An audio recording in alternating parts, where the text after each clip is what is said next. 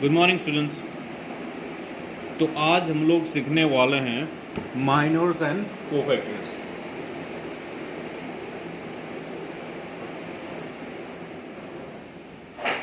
क्या सीखने वाले हैं? Minors and cofactors. तो as per the latest updated syllabus provided by CBSE ने जो भी अपडेटेड सिलेबस दिया उसके हिसाब से अभी ऑनलाइन क्लासेस करते जाते हैं, और जो भी डिलीटेड आइटम्स हैं बाद में नॉर्मल रेगुलर क्लासेस होने से whenever I get some extra time I'll just explain the deleted items as well, because deleted items को सीबीएसई के सिलेबस से तो रिड्यूस किया गया, बट मोस्ट प्रोबेबली आपको हायर स्टडीज़ के लिए वो सब ज़रूरत पड़ेगा। दैट्स वाई वो जो डिलीटेड आइटम्स हैं, ऑल्दो वो आपका ना इंटरनल टेस्ट में आने वाला ना फाइनल एग्जाम में आने वाला, तभी भी आपको सीख के रखना ज़रूरी है, क्योंकि आगे जाके आपको प्रोफेशनल कोर्स में वो काम आएगा। Hope you understood. तो वो संडे को हम लोग कर लेंगे। फिलहाल चलते हैं माइनर्स एंड कोफैक्टर्स। जैसे कि पहले एक बता दूं, जैसे कि minor MIJ means minor of ith row and jth column of a determinant. क्या बोला? Minor of ith row and jth column, minor of ith row and jth column. और AIJ मतलब क्या है? Cofactor of ith row and jth column. क्या बोला? Cofactor of ith row and jth column. ये minor of ith row and jth column, ये cofactor of ith row and jth column. तो ये दोनों में relation ऐसा है, ये जो माइनर है, ये this is minor and that is cofactor. Okay, that is cofactor. All right, this is minor, that is cofactor. Now the relation between minor and cofactor is such that Aij is equal to minus 1 the power I plus j Mij। क्या बोला? Aij is equal to minus 1 the power I plus j into Mij। इसमें I जो है इसका रो को indicate कर रहा है, और J जो इसका कॉलम को इंडिकेट कर रहा है। Hope you guys understood. Alright, तो अभी एक काम करते हैं, एक एग्जांपल ले लेता हूँ। ठीक है, let us take an example. So example 2/2 एक डिटरमिनेंट ले लेता हूँ। ओके, सोच लो कि 2 4 6 8 हो गया। अभी इसके माइनर्स एंड कोफैक्टर्स ढूंढो बोलने से हमें करना क्या है? जैसे कि minor of first row and first column बोलने से यहाँ ये जो डिटरमिनेंट्स है, फर्स्ट रो और फर्स्ट कॉलम को आप हटा दो। First row and first column को हटा दिया तो क्या बचेगा आपका? 8। That means after deleting the first row and first column, whatever left there is the minor of the first row and first column. So this is our first row and this is our first column. If you delete the first row and first column, what left there? It is 8. So the minor of first row and first column will be 8. Hope you understood. M12 minor of first row and second column. First row and second column. If you delete the first row and the second column, you get what? 6. So the minor of first row and second column is 6. Okay, then there comes minor of second row and first column. What I said? Second row and first column. So this is our second row and this is our first column. If you delete the second row and the first column, they left 4, and that is the minor of second row and first column. Minor of second row and second column, it is second row and second column. You just eliminate the second row and the second column, whatever left is the minor of the second row and the second column, and it's 2. Hope you understood. So these are the minors. Okay, these are the minors. Now you want to find the cofactors.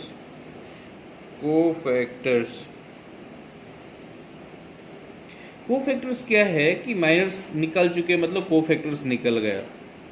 मैं आपको shortcut सिखाता हूँ cofactors. जैसे कि A1 cofactor को block letter A से symbolize करना। अभी देखो ये 1 + 1 करके देखो, if the some is even, ये जो पोजीशन का सम अगर इवन होता है तो ये माइनर में जो रिजल्ट आया वो इधर बैठेगा। ये 8 है तो 8 रहेगा। ओके, और ये A11 का बाद क्या है, A12 है ना।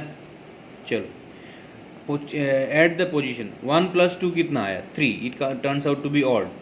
अगर ऑड होता है तो नंबर तो वही रहेगा, साइन चेंज हो जाएगा। ये 6 था, नो डाउट ये 6 ही रहेगा, बट द प्रॉब्लम है ये पॉजिटिव 6 था तो इधर क्या बनेगा, निगेटिव।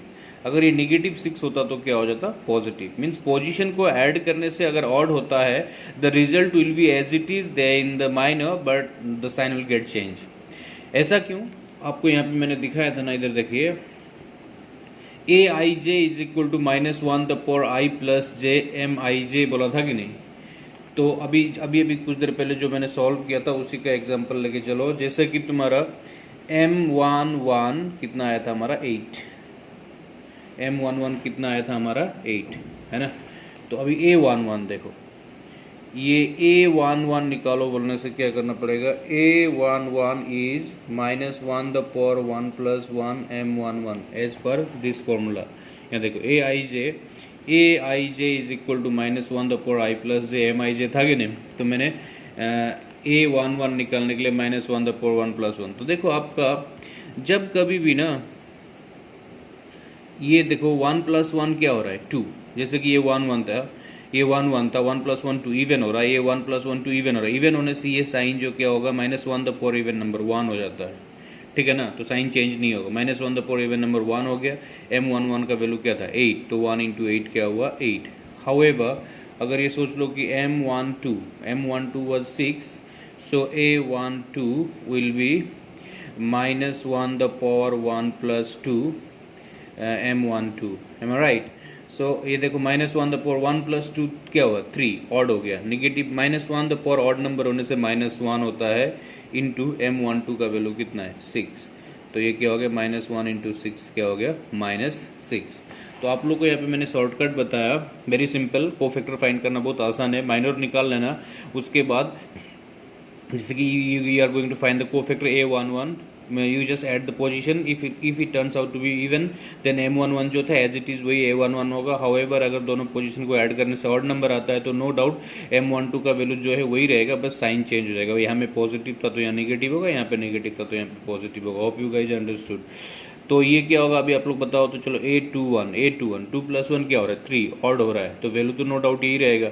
बट +4 था यहाँ पे, तो ये क्या हो गया -4। अगर यहाँ पे -4 होता तो यहाँ पे क्या हो जाता प्लस, ऑड होने से साइन चेंज होता है। ओके m22 तो अभी a22 निकालना पड़ रहा है। तो a22 बोलने से अभी 2 + 2 क्या हो रहा है, इवन हो रहा है, साइन चेंज नहीं होगा। यहाँ पे जो था एज इट इज़ वही रहेगा 2। सो ये है माइनर, वो है कोफैक्टर। शायद आप लोग को समझ में आया होगा। वन मोर एग्जांपल, और एक एग्जांपल देते हैं। चलो 3 × 3 क्या करते हैं, 3 × 3 का एक एग्जांपल ले लेते हैं। सोच लो 1 2 1 2 2 1 2 1 2 1, अरे 1 1 1, चलो okay this is 1, okay this is 1। चलो अभी माइनर्स निकालते हैं। माइनर्स निकालने के लिए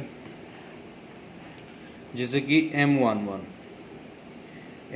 means minor of first row and first column. First row and first column को डिलीट कर दो। कितना एलिमेंट बचा 1 2 3 4। पहले ऐसे मल्टीप्लाई करना है, माइनस देके फिर रिवर्स मल्टीप्लाई करना हो, जो पहले आप लोग किया था। तो first row and first column delete हो गया, तो 1 2 3 4 बचे, उनको सॉर्ट आउट करके वैल्यू निकालना है। So first row and first column deleted, 2 1 2 -1 1 is 1, 2 -1 1। m12 बोलने से first row and second column delete हो गया, 2 1 2 -1 1 is 1 1। m13 first row and first column delete हो गया, सॉरी या first row and third column delete हो गया, 2 1 2 -1 2 2 0। फिर m21 second row and first column delete हो गया, 2 1 2 -1 1 is 1 1। m22 second row and second column delete हो गया, 1 1 is 1 -1 1 is 1, क्या हुआ ये 0। m23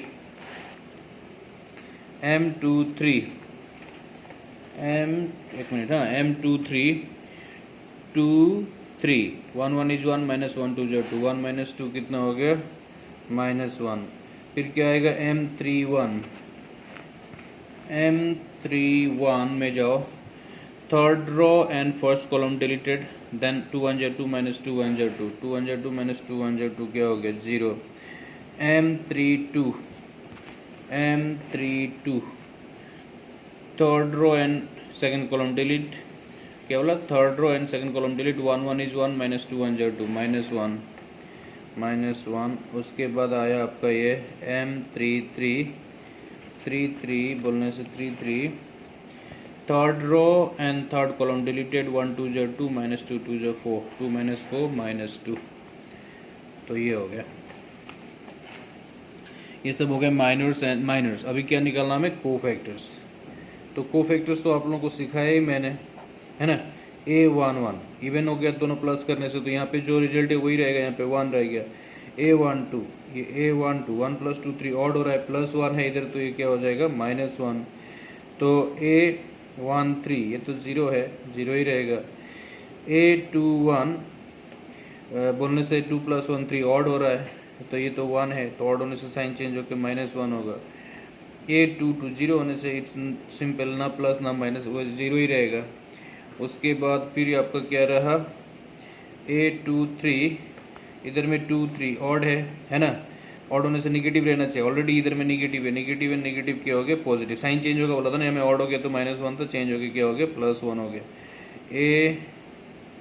a31 ये तो 0 है 0 ही रहेगा a32 फिर से देखो 3 + 2 5 हो रहा है 3 + 2 क्या हो रहा है आपका 5 हो रहा है ऑड है साइन चेंज होगा -1 है तो क्या हो जाएगा +1 उसके बाद फाइनली a33 तो ये तो इवन है साइन चेंज होगा ही नहीं -2 है तो इधर -2 ही रहेगा। So these are the minors these are the cofactors hope you guys understood शायद आप लोगों को समझ में आया होगा। So this is the basic ये जो एक्सरसाइज आपका 4.3 के लिए माइनर्स एंड कोफैक्टर्स काम आएगा।